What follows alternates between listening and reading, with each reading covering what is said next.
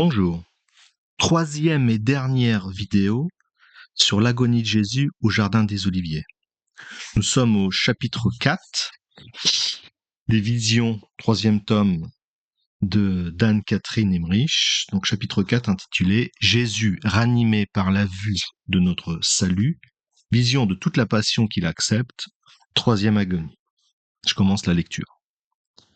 Pendant cette agonie de Jésus, je vis la Sainte Vierge dans la maison de la mère de Marc, en proie à la plus cruelle douleur.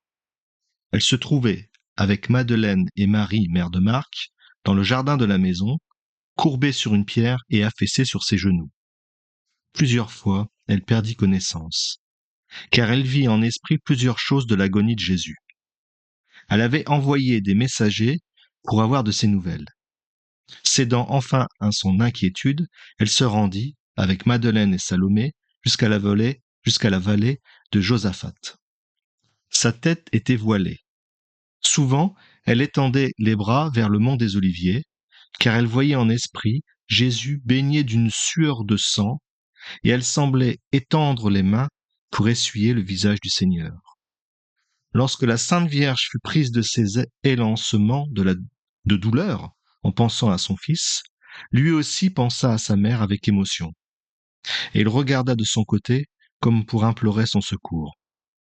Je vis cette mutuelle compassion sous la forme de rayons qui allaient de l'un à l'autre. Jésus pensa aussi à Madeleine, et ressentit la douleur qui la déchirait. Il avait prié ses disciples de la consoler, parce qu'il savait qu'après sa mère, nul ne l'aimait autant qu'elle, et que désormais, elle lui serait toute dévouée et souffrirait beaucoup pour lui. En ce moment, les 8 apôtres se trouvaient ensemble dans le berceau de verdure du jardin de Gethsémani. Après s'être entretenus quelques instants, ils s'étaient endormis de nouveau. Ils étaient ébranlés et abattus par la tentation. Chacun d'eux avait cherché un lieu où il put se réfugier, et tous se demandaient avec inquiétude: « Que ferons-nous quand on l'aura mis à mort ?» Nous avons tout abandonné pour le suivre. Nous avons mis toute notre confiance en lui, et le voilà maintenant si abattu, si brisé, qu'on ne peut recevoir de lui aucune consolation. Les autres disciples avaient d'abord erré çà et là. Puis, apprenant que Jésus avait annoncé des périls imminents, ils s'étaient retirés, pour la plupart, à Bethphagée. Je vis encore Jésus dans la grotte, priant et luttant contre la répugnance de la nature humaine à souffrir. Épuisé et tout tremblant, il s'écria: « Mon Père, si vous le voulez, éloignez ce calice de moi. Cependant que ce ne soit pas ma volonté qui se fasse, mais la vôtre. » Alors l'abîme s'ouvrit devant lui, et de son regard partirent des rayons de lumière qui le firent pénétrer jusqu'au fond des limbes. Il vit là Adam et Ève, les patriarches, les prophètes, les justes, les parents de sa mère et Jean-Baptiste, qui soupiraient si ardemment après son arrivée que son cœur aimant en fut soulagé et fortifié. Sa mort devait ouvrir le ciel à tous ces captifs qui languissaient dans la prison, d'où il devait aller les retirer lui-même. Après que Jésus eut considéré avec une profonde émotion ces justes de l'ancien monde, les anges lui firent voir la multitude innombrable des bienheureux futurs, qui, unissant leur combat au mérite de sa passion, devaient par lui être admis au sein du Père céleste. C'était une vision ravissante et pleine de consolation. Les apôtres, les disciples, les vierges et les saintes femmes, tous les martyrs, les ermites et les confesseurs, les papes et les évêques, une multitude de religieux, tous les saints passèrent successivement sous les yeux du Seigneur, ornés de leurs vertus et de leurs souffrances. Tous portaient sur la tête des couronnes triomphales dont les fleurs variaient de forme, de couleur, de parfum et de vertu, selon la diversité des souffrances, des combats et des victoires qui leur avaient valu la gloire éternelle. Tous les mérites de leur vie et de leurs œuvres, la valeur de leur lutte et de leur victoire, l'éclat de leur triomphe provenait uniquement de leur union au mérite de Jésus-Christ. On ne saurait exprimer ce qu'il y avait de touchant dans la communion de tous ses saints et dans l'accord unanime avec lequel ils puisaient à une seule et même source, le très saint sacrement et la passion du Sauveur.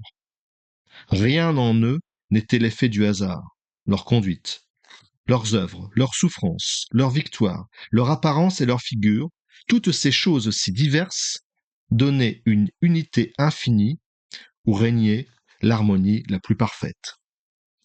Et cette unité provenait de l'éclat qu'ils tiraient des rayons d'un soleil unique, la passion du Sauveur, du Verbe fait chair, en qui était la vie, lumière des hommes qui luit dans les ténèbres et que les ténèbres n'ont pas comprise.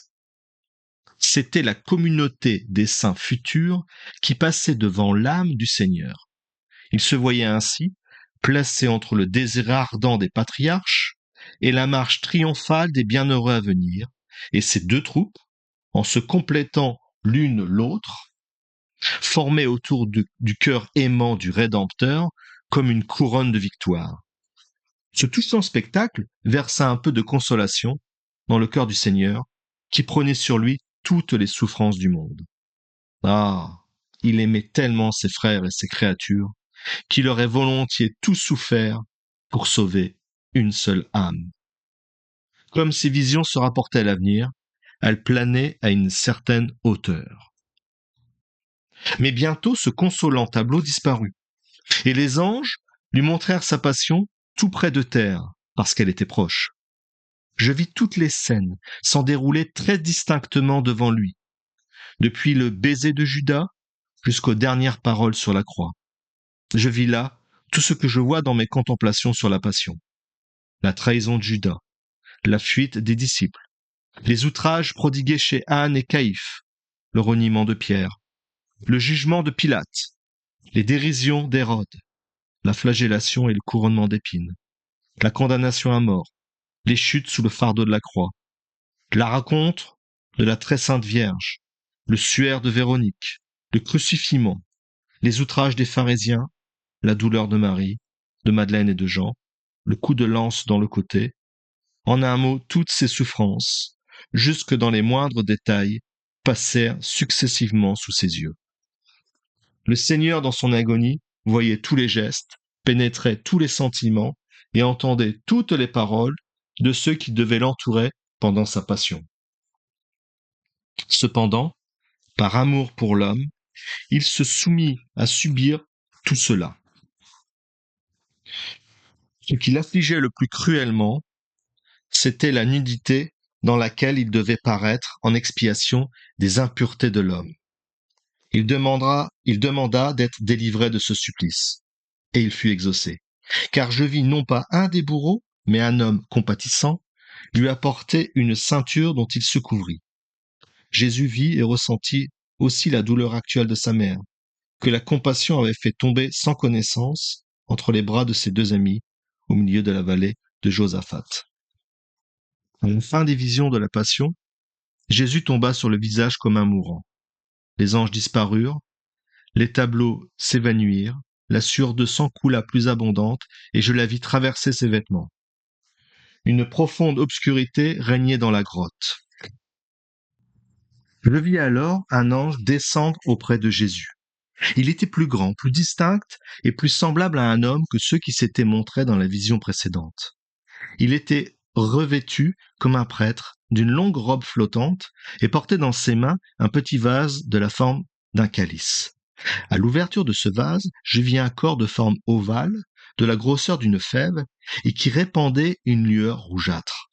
L'ange, toujours planant, étendit la main droite vers Jésus et, le Sauveur s'étant relevé, il lui mit dans la bouche le corps brillant et le fit boire au calice lumineux. Puis, il disparut.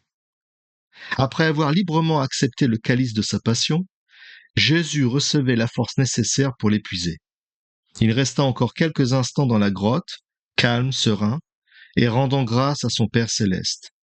Il était triste encore, mais réconforté surnaturellement, il retourna vers ses disciples sans crainte et sans angoisse. Il était pâle et défait, mais il marchait d'un pas ferme et assuré. Il avait essuyé son visage avec un suaire et remis en ordre ses cheveux qui pendaient, humides de sang, sur ses épaules. Lorsque Jésus arriva auprès des apôtres, il les trouva, comme la première fois, endormis, couchés sur la terrasse et la tête voilée. Il leur dit, « Pourquoi dormez-vous? Levez-vous et priez. L'heure est venue où le Fils de l'homme doit être livré aux mains des pécheurs. Levez-vous, allons. Celui qui doit me livrer approche. Mieux vaudrait pour lui qu'il ne fût jamais né. » Les apôtres se levèrent tout effrayés et regardèrent autour d'eux avec inquiétude. Dès qu'ils furent revenus à eux, Pierre dit avec ardeur, « Maître, je vais appeler les autres afin que nous vous défendions. » Mais Jésus leur montra, à quelque distance dans la vallée, de l'autre côté du Cédron, une grande troupe armée qui s'approchait avec des torches. Et il leur dit, « Qu'un d'entre eux l'avait trahi. » Il leur parla encore avec sérénité, leur recommanda de consoler sa mère et dit, « Allons devant eux. Je vais me livrer sans résistance aux mains de mes ennemis. » Ensuite, il sortit du jardin des Oliviers et s'en fut à leur rencontre, avec les 3 apôtres, sur le chemin qui séparait ce jardin de celui de Gethsémani. La grotte dans laquelle Jésus avait prié aujourd'hui n'était pas celle où il avait coutume de prier sur le mont des Oliviers. Il se rendait d'ordinaire dans une grotte plus éloignée où un jour, après avoir maudit le figuier stérile, il avait prié dans une grande tristesse, les bras en croix et appuyé contre le rocher. Les traces de son corps et de ses mains restèrent imprimées sur la pierre et devinrent plus tard l'objet d'un culte. Mais on ne savait plus l'histoire de ce miracle. J'ai vu plusieurs fois de semblables empreintes laissées sur la pierre, soit par les anciens prophètes, soit par Jésus, Marie ou quelques-uns des apôtres. Elles ne paraissaient pas profondes, mais semblables à celles qu'on laisserait en appuyant la main sur une page épaisse. Voilà, c'est la fin de ce chapitre. Merci de votre écoute et je vous dis à bientôt. Au revoir.